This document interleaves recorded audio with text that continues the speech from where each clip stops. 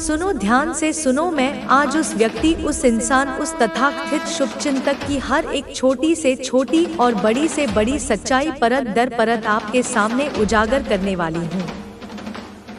मैं वो हर एक सच, हर एक वास्तविकता आपके समक्ष प्रस्तुत करूंगी जिसे सुनकर शायद आपके पैरों तले जमीन खिसक जाए। आपकी वो आंखें जो न जाने कितने ही वर्षों से, कितने ही अनगिनत सालों से एक घने कोहरे की तरह अज्ञानता के पर्दे से ढकी हुई थी, बंद पड़ी थी, उन्हें मैं आज पूर्ण रूप से खोलने वाली हूँ।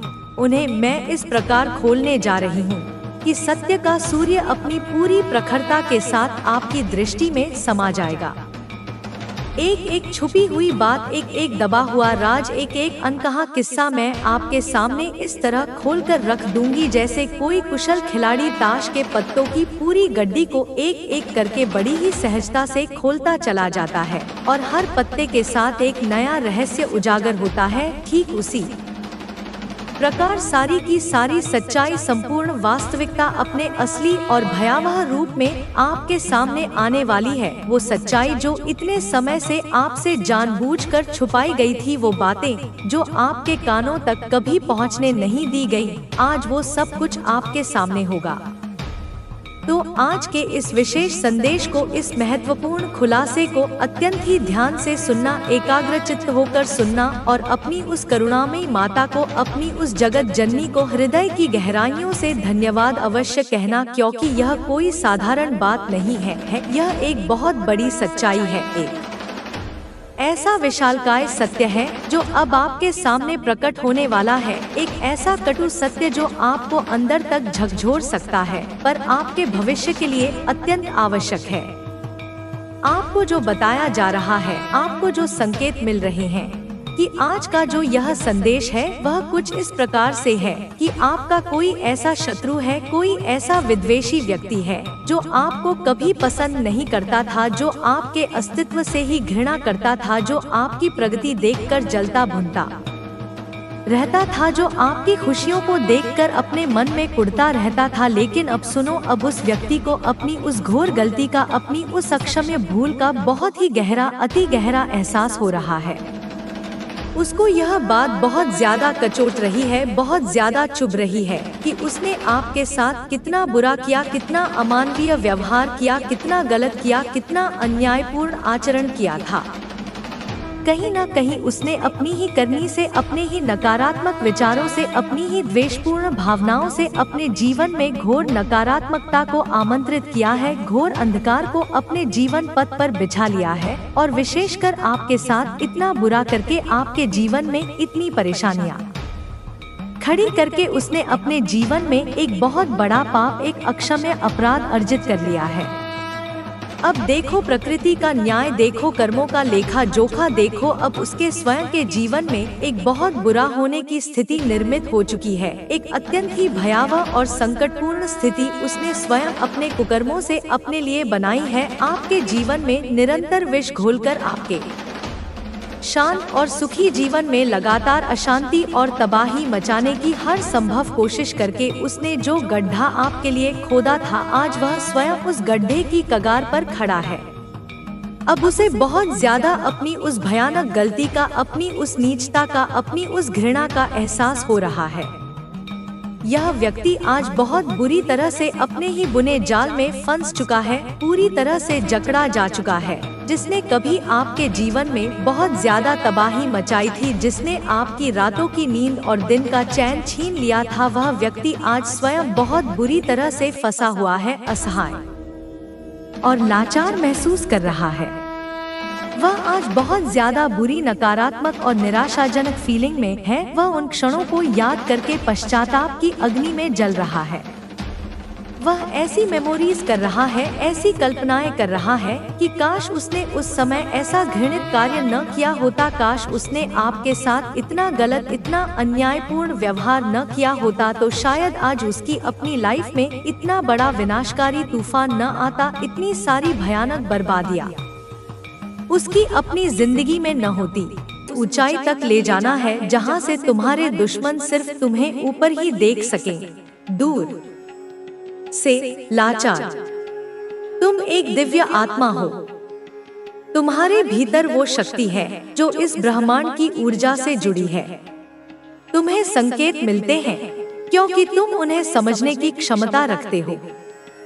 हर किसी को ये अवसर नहीं मिलता, लेकिन तुम चुने हुए हो। बहुत कम उम्र में तुमने वह समझ पाई है जो लोग जीवन भर नहीं समझ पाते। तुम्हें किसी से द्वेष नहीं, फिर भी तुम्हें निशाना बनाया जा रहा है। क्यों? क्योंकि तुम अलग हो। तुम सत्य के साथ खड़े हो। यह लोग तुम्हारे बारे में तांत्रिकों और पंडितों से जानकारियां इकट्ठा कर रहे हैं, पर उन्हें यह नहीं मालूम कि जिस पर देवी की छाया हो, उसका कोई कुछ नहीं बिगाड़ सकता। इनका हर प्रयास व्यर्थ जाएगा। जो तुम्हारे लिए गड्ढा खोद रहे हैं, खुद उसी में गिरेंगे। जो तुम्हें तकलीफ देना चाहते हैं, वही खुद दर्द में कराहेंगे। जब दुनिया ने तुम्हें छोड़ा, तब मैंने तुम्हें थामा। जब कोई तुम्हारी पुकार नहीं सुन रहा था, तब मैंने तुम्हारी हर आह को सुना। इसलिए अब किसी पर आंख मूंद कर भरोसा मत करना। अब तुम जान गए हो कि यह दुनिया स्वार्थी है, रिश्ते झूठे हैं, लोग मतलबी हैं। लेकिन इस सच्चाई को जानकर भी तुम टूटे नहीं। यह तुम्हारी सबसे बड़ी ताकत है। अब तुम अपने भीतर से मजबूत हो गए हो। अब तुम्हें फर्क नहीं पड़ता कि कौन क्या कहता है। तुम सिर्फ अपने मार्ग पर चल रहे हो, और यह बात उन्हें सबसे ज्यादा चुभ रही है।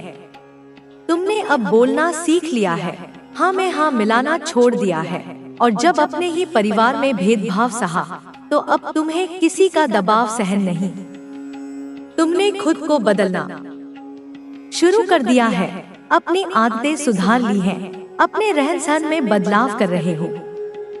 अब तुम कामयाबी की ओर बढ़ रहे हो, और इसी संतुलन ने उन्हें बेचैन कर दिया है। फरवरी का यह समय तुम्हारे जीवन में शांति और स्थिरता लेकर आ रहा है। लेकिन जो लोग चाहते हैं कि तुम फिर से रो, वे अब खुद रोएंगे। उन्हें तुम्हारी हंसी में दर्द सुनाई देता है, क्योंकि तुम्हारी हर मुस्कान उन्हें उनकी हार की याद दिलाती है। उन्होंने कई बार देवी से प्रार्थना की कि तुम्हें दुख मिले, लेकिन देवी जानती है कि कौन सच्चा है, कौन झूठा। वह रोते हैं, गिड़गिड़ाते हैं, मेरे पास आते हैं और कहते हैं, माँ, उसे तो सब कुछ मिला, हमें कुछ क्यों नहीं मिला? लेकिन माँ सब जानती है। तुम्हारी सच्चाई, तुम्हारा संयम, तुम्हारी निष्ठा, यही तुम्हारी ढाल है। तुम झुके नहीं, तुम डरे नहीं, तुम टूटे नहीं। तुमने कभी झूठ का साथ नहीं दिया।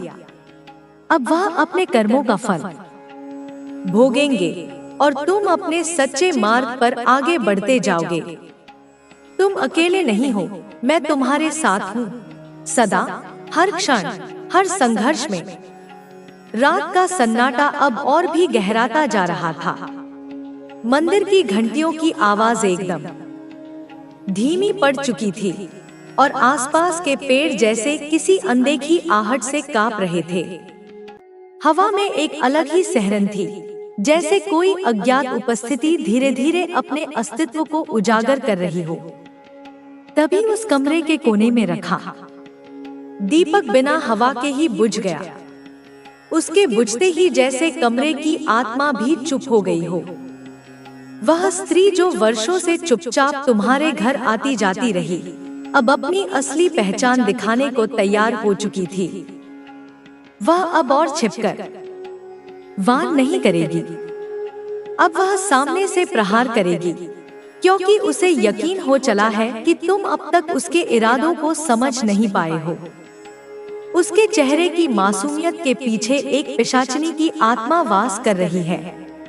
वह हंसती है, लेकिन उसकी हंसी में करुणा नहीं, कटुता है। वह बातें करती है, लेकिन उसके शब्दों में स्नेह नहीं, सहार की गंध होती है। जब तुम उससे मिलते हो, तुम्हारा मन विचलित क्यों हो जाता है? क्योंकि तुम्हारा अंतःकरण पहचान चुका है कि उसके भीतर कुछ अस्वाभाविक है। लेकिन वह तुम्हें भ्रम में रखना चाहती है। उसकी दृष्टि तुम्हारे भोजन पर है, तुम्हारे वस्त्रों पर है, तुम्हारे बिस्तर तक पर है। वह वहां भी पहुंच चुकी है जहां केवल एक माँ की प्रार्थनाएं पहुंचती हैं। वह तुम्हारी रातों की नींद को छीनकर तंत्र की हवाओं में विसर्जित कर रही है, ताकि तुम्हारा मन थक जाए और तुम हार मान लो।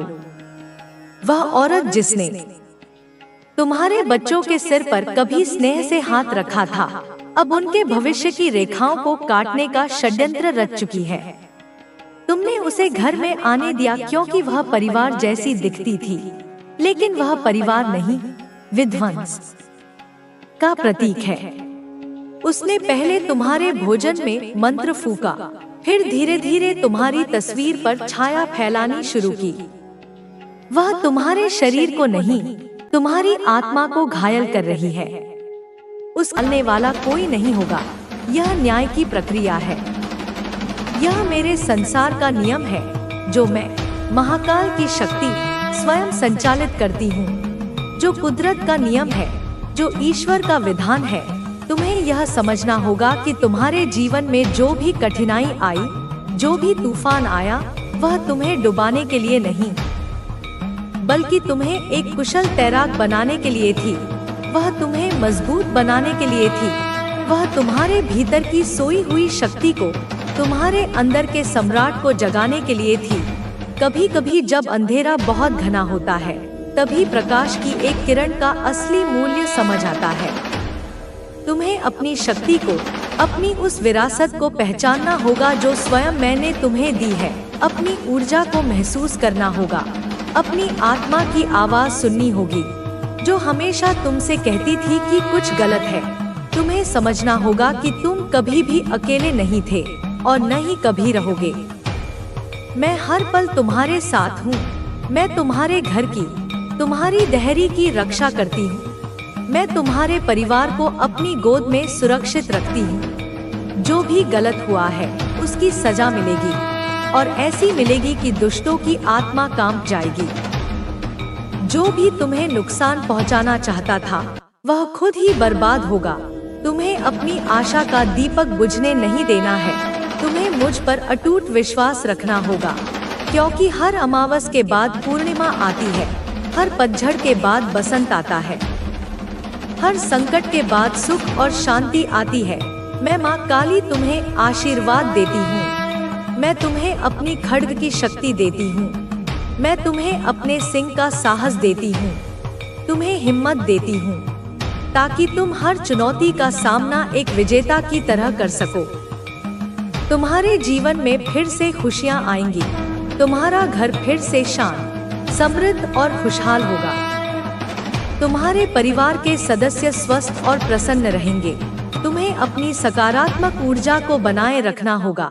अपनी आत्मा को भक्ति और प्रेम से मजबूत बनाना होगा, और कभी कभी भी हार नहीं माननी होगी, क्योंकि मैं माँ काली हूँ, जो अपने बच्चों की हार कभी नहीं देख सकती, जो अपने बच्चों की रक्षा करती हूँ, जो उन्हें हर बुराई से, हर शत्रु से बचाती हूँ, जो उन्हें अंत में विजय दिलाती हूँ। मैं तुम्हारे साथ हूँ। हर पल, हर सांस में, हर परिस्थिति में तुम मेरी शक्ति से भरे रहो, और जो भी तुम्हारे खिलाफ हो, उसका सामना डटकर करो। तुम विजेता हो, तुम सम्राट हो। तुम्हारा भविष्य उज्जवल है। तुम्हारी सफलता निश्चित है। यह सब तुम्हारे लिए एक नया आरंभ है, एक नई सुबह है, एक नई उम्मीद है, एक नई यात्रा है। मैं तुम्हें फिर से बार बार याद दिलाती हूँ कि तुम कभी अकेले नहीं हो। मैं हमेशा तुम्हारे साथ हूँ। तुम्हें अपनी शक्ति को पहचानना होगा, अपनी आत्मा को जागृत करना होगा, और अपनी पूरी ताकत से, पूरे विश्वास से आगे बढ़ना होगा, क्योंकि न्याय और सच्चाई की हमेशा जीत होती है। और मैं माँ काली, तुम्हारी शक्ति, तुम्हारी माँ, तुम्हारी रक्षक, तुम्हारे साथ हूँ। मेरे प्यारे, मेरे दुलारे, मैं जानती हूँ, मैं सब जानती हूँ। जीवन में तुम्हारे साथ बहुत कुछ हुआ है, बहुत कुछ ऐसा जिसने तुम्हें समय से पहले बड़ा बना दिया। बहुत कुछ ऐसा जो तुम्हें भीतर से थका कर रख दिया है, जो साथ होती है जब हम चुप होते हैं, थके होते हैं, जब शब्द नहीं होते। भक्ति का अर्थ माँ से मांगना नहीं, माँ में खो जाना है। और जो खुद को माँ के चरणों में मिटा देता है वही खुद को पुनः जन्म देता है, और यही सच्चा चमत्कार है। जब भी जीवन अपने सबसे गहरे अंधेरे में चला जाता है, जब चारों ओर केवल सन्नाटा और निराशा का धुआं होता है, तब वह एक पुकार होती है जो मन से नहीं आत्मा से निकलती है। वह पुकार किसी इंसान के लिए नहीं होती, वह पुकार शक्ति के लिए होती है। वह पुकार होती है माँ काली के लिए, जिनके चरणों में समर्पण मात्र से भीतर का सारा ज्वर शांत हो जाता है। माँ काली केवल विनाश की देवी नहीं है, वे उस शून्यता की अधिष्ठात्री हैं, जहाँ जाकर आत्मा को फिर से जन्म मिलता है। गांव में अब भी माँ के मंदिर में हर सुबह दीप जलते हैं और हर रात उनका तांत्रिक स्वरूप जागृत होता है। लोग अब केवल पूजा करने नहीं आते, वे माँ को अनुभव करने आते हैं।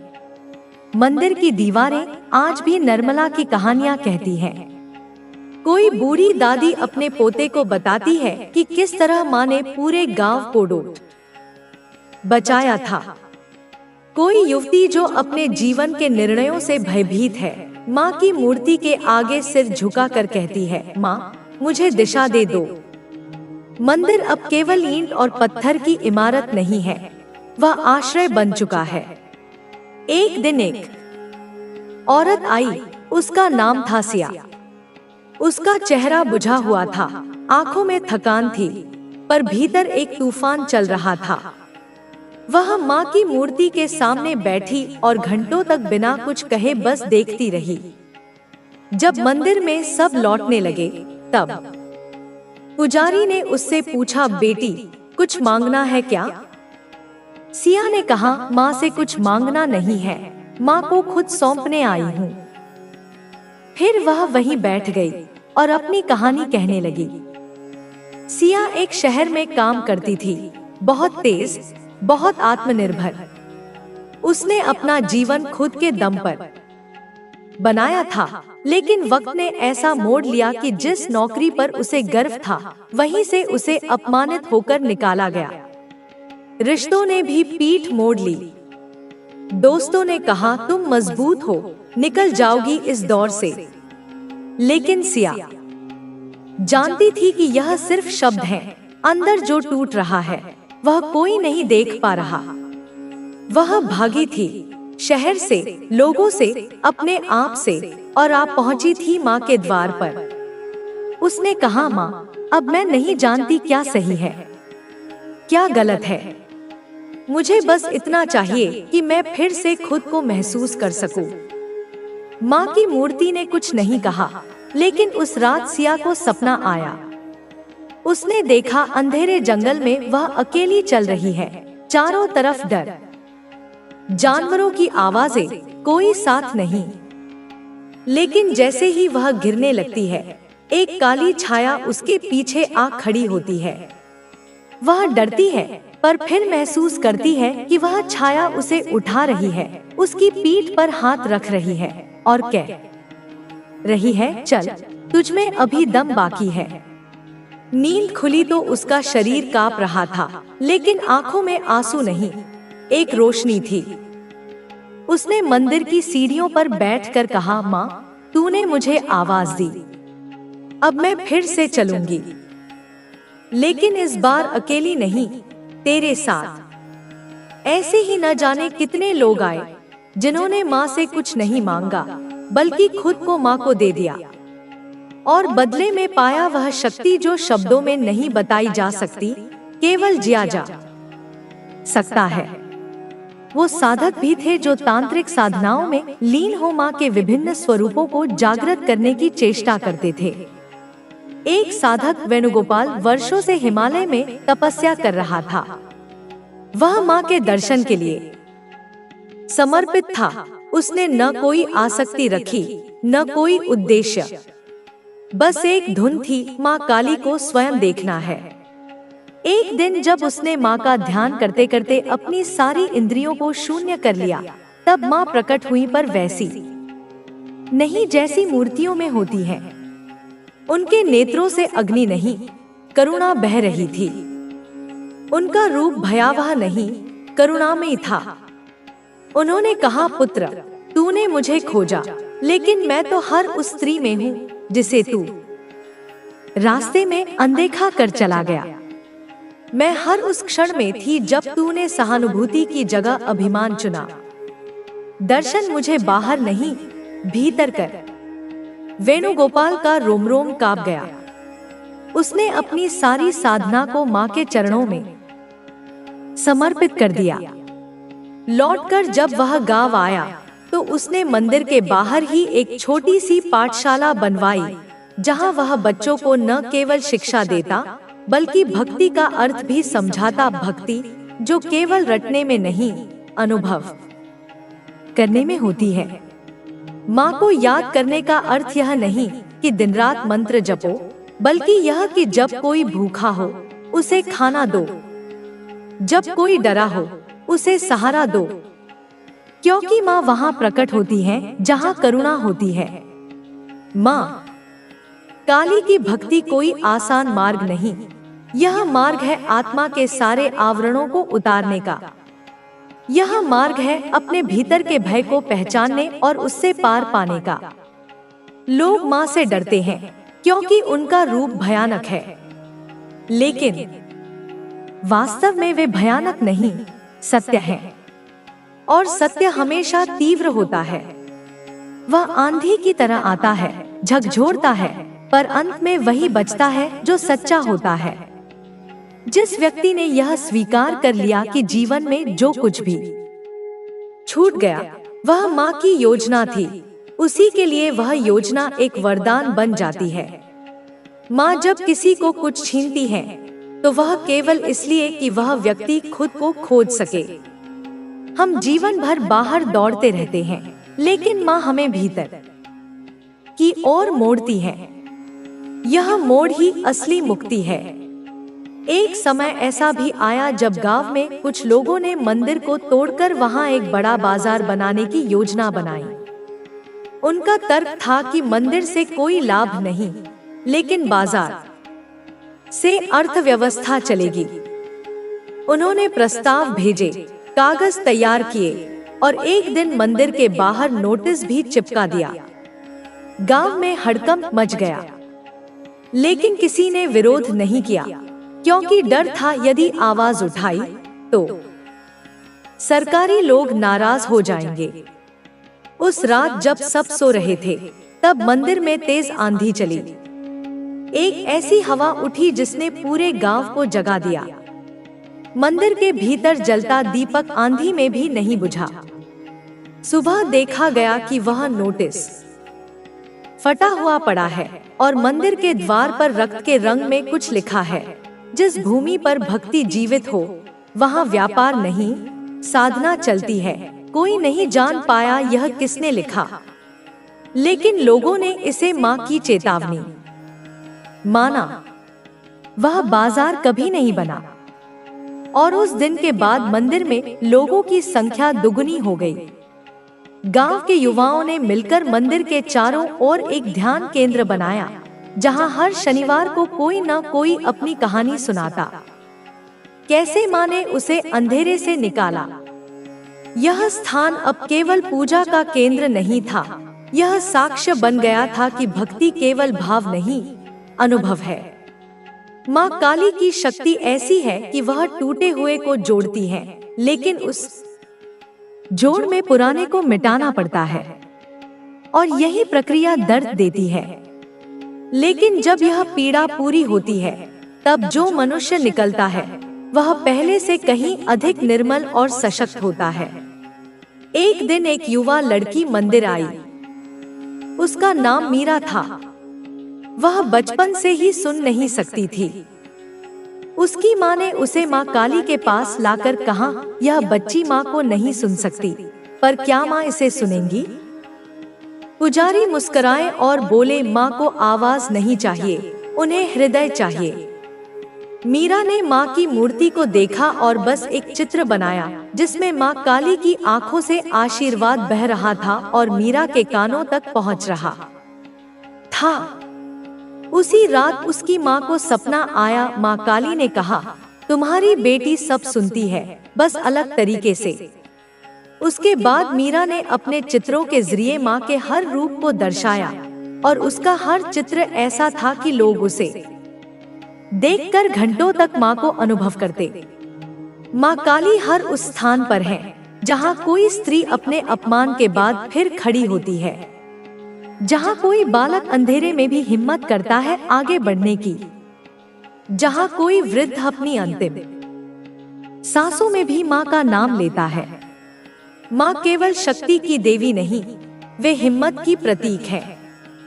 और जो माँ को जान लेता है वह मृत्यु से नहीं, जीवन से डरना छोड़ देता है। जब कोई कहता है मेरा सब कुछ चला गया, तो माँ कहती है अब मैं तेरे साथ हूँ। जब कोई कहता है अब जीने की वजह नहीं है, तो माँ कहती है अब तुझे जीना सिखाऊंगी। माँ काली वह स्वर है जो भीतर उठते हैं जब बाहर कोई नहीं होता। वे उस ज्योति की तरह है जो अंधकार को चीरती नहीं, उसे आलोक में बदल देती है। जो लोग माँ की भक्ति में खो जाते हैं वे दुनिया से हटते नहीं, वे दुनिया को देखने का नया तरीका सीख जाते हैं। वे यह समझते हैं कि माँ की पूजा केवल फूल और धूप से नहीं होती, बल्कि साहस से होती है। जब जीवन थक जाए तब भी उठकर माँ का नाम लेना ही असली भक्ति है। और अंत में जब जीवन अपने अंतिम छोर पर पहुँचता है, तब माँ के चरण ही वह शांति देते हैं जो किसी शब्द, किसी व्यक्ति, किसी वस्तु से नहीं मिलती। माँ काली मृत्यु नहीं, अमरत्व का द्वार है। जो उनके चरणों में गिरता है वह मिटता नहीं, वह स्वयं को पा लेता है। और जब माँ काली के चरणों में आत्मा पूरी तरह समर्पित हो जाती है, तब वह न कोई प्रश्न करती है, न कोई अपेक्षा रखती है। वह केवल मौन होती है और उस मौन में ही सच्चा संवाद होता है। माँ से शब्दों में नहीं, मौन में बात होती है, क्योंकि वहाँ अहंकार समाप्त हो जाता है। उस क्षण में साधक और देवी के बीच कोई दूरी नहीं रह जाती, वहाँ केवल एकता होती है। एक ऐसी स्थिति जहाँ व्यक्ति अपने भीतर के सारे बंधनों से मुक्त होकर शुद्ध चेतना में विलीन हो जाता है। गांव की एक वृद्धा जिसका नाम कमला था, हर रोज सुबह मंदिर की पहली आरती से पहले वहां पहुंच जाती थी। उसका शरीर बूढ़ा था, आंखें धुंधली थी, लेकिन हाथ कांपते हुए भी दिया जलाते समय उसकी भक्ति में जरा भी कमी नहीं होती थी। एक दिन किसी ने पूछ लिया, माँ आप इतनी उम्र में रोज क्यों आती हैं? अब तो भगवान सब समझते हैं। कमला हंसी और बोली, भगवान समझते हैं बेटा, पर क्या मैं खुद को समझ पाती हूँ जब तक मैं माँ के सामने न आऊं? मैं यहाँ इसलिए नहीं आती कि माँ को मेरा दिया चाहिए, मैं आती हूँ क्योंकि मुझे माँ चाहिए। उसकी ये बात सुनकर वह नौजवान, जिसने वर्षों तक मंदिर की ओर देखा भी नहीं था, अगले दिन खुद दिया लेकर मंदिर पहुंचा। धीरे धीरे गांव में लोग समझने लगे थे कि माँ की भक्ति कोई रस्म नहीं, यह आत्मा की जरूरत है। और यह जरूरत तब पूरी होती है जब व्यक्ति अपने भीतर झांकता है और वहाँ माँ के चरणों का स्थान बनाता है। एक दिन एक अजनबी उस गांव आया। वह शहर का आदमी था, घमंड और क्रोध उसकी आंखों में साफ दिखते थे। उसने गांव के लोगों से पूछा, क्या ये सब अंधविश्वास नहीं? तुम लोग एक मूर्ति के आगे सिर झुकाते हो, क्या इससे कुछ बदलता है? एक वृद्ध पुजारी ने उसे मंदिर के भीतर ले जाकर कहा, आओ माँ से सवाल करो। वह कुछ देर माँ की मूर्ति को देखता रहा, फिर बोला, इसमें तो कुछ भी नहीं है, यह पत्थर की बनी हुई चीज है। पुजारी ने केवल इतना कहा, फिर भी तुम इसे देखकर चुप क्यों हो गए? उसके मन में एक कंपन हुआ। अगले दिन वह मंदिर फिर आया, इस बार अकेले, और धीरे धीरे उसने माँ को महसूस करना शुरू किया। उसने जाना कि माँ किसी को जब खींचती है तो वह तर्क से नहीं भावना से होता है। माँ काली तर्क से परे हैं, क्योंकि उनका मार्ग आत्मा का मार्ग है, और आत्मा का मार्ग तर्क से नहीं, समर्पण से खुलता है। जिस समय कोई जीवन से थक कर माँ के आगे गिरता है, वह क्षण माँ के लिए सबसे प्रिय होता है, क्योंकि उसी क्षण मनुष्य स्वयं को छोड़ता है, और जब व्यक्ति स्वयं को छोड़ता है तभी माँ उसे पकड़ती है। माँ काली का आलिंगन कठोर नहीं होता, वह उतना ही कोमल होता है जितना एक माँ अपने रोते हुए बच्चे को गोद में लेने के समय रखती है। गांव के मंदिर में अब एक नया चलन शुरू हो गया था। हर अमावस्या की रात गांव के लोग एकत्रित होकर मौन ध्यान करते। कोई मंत्र नहीं, कोई आरती नहीं, केवल मौन, क्योंकि अमावस्या माँ काली की रात होती है। वह रात जब सब कुछ समाप्त होता है और नया प्रारंभ होता है। उस रात लोग अपनी पीड़ाएं, अपने डर, अपनी अधूरी बातें माँ के चरणों में रख देते, और अगली सुबह उन्हें लगता जैसे उन्होंने कुछ छोड़ दिया है, जैसे कुछ बोझ उतर गया है। एक युवा विधवा जिसका नाम राधा था, माँ की शरण में आई। वह केवल 17 वर्ष की थी जब उसका पति एक दुर्घटना में चला गया। लोग उसे देखकर कहते, तुम्हारा जीवन तो अभी शुरू भी नहीं हुआ था और खत्म हो गया। लेकिन राधा माँ की शरण में जाकर बोली, माँ, लोगों को लगता है मेरा जीवन खत्म हुआ है, लेकिन मैं चाहती हूँ कि तुम इसे नया अर्थ दो। माँ की पूजा करते करते उसने मन से सब दुखों को हटाया, और वही राधा कुछ वर्षों बाद गांव की सबसे प्रेरणादायक शिक्षिका बन गई। उसकी आंखों में करुणा थी, पर उसकी रीढ़ में आग थी। वह जब बोलती तो ऐसा लगता जैसे माँ स्वयं उसकी जुबान से बोल रही हो। माँ काली की कृपा जब किसी पर बरसती है तो वह केवल उसे शक्ति नहीं देती, वह उसकी आत्मा में रोशनी भर देती है। वह अंधेरे को मिटाती नहीं, उसे स्वीकार करना सिखाती है, क्योंकि जब कोई अंधेरे को गले लगाता है तभी वह डर से मुक्त होता है, और जो डर से मुक्त हो गया वह जीवन के हर तूफान को पार कर सकता है। गांव की सीमा पर एक बूढ़ा पेड़ था जिसे लोग काली का पेड़ कहते थे। कहते हैं नर्मला उसी पेड़ के नीचे माँ का जाप करती थी। आज भी कोई वहाँ बैठता है तो उसे लगता है जैसे कोई अदृश्य शक्ति उसके पास बैठी है। बहुतों ने वहाँ सपने देखे, बहुतों को वहाँ निर्णय लेने की स्पष्टता मिली। उस पेड़ की छाया अब गांव की आत्मा बन चुकी थी, ठीक वैसे ही जैसे माँ काली की उपस्थिति किसी स्थान को पवित्र बना देती है। एक बार एक लड़की भागकर उस पेड़ के नीचे पहुंची। उसका नाम गौरी था। वह अपने घर की जबरदस्ती शादी से तंग आकर भागी थी। रोते रोते उसने माँ से कहा, माँ, मैं नहीं जानती सही क्या है, बस इतना जानती हूँ कि मैं और नहीं सह सकती। पूरी रात वह वहीं बैठी रही। सुबह जब वह उठी तो उसने निर्णय ले लिया, वह अपने लिए खड़ी होगी, चाहे कुछ भी हो। और जब वह गांव लौटी, उसने अपने परिवार से आंखों में आंसू नहीं, विश्वास लेकर बात की। धीरे धीरे घरवालों ने भी उसे समझा, और आज गौरी अपने जैसी लड़कियों के लिए एक केंद्र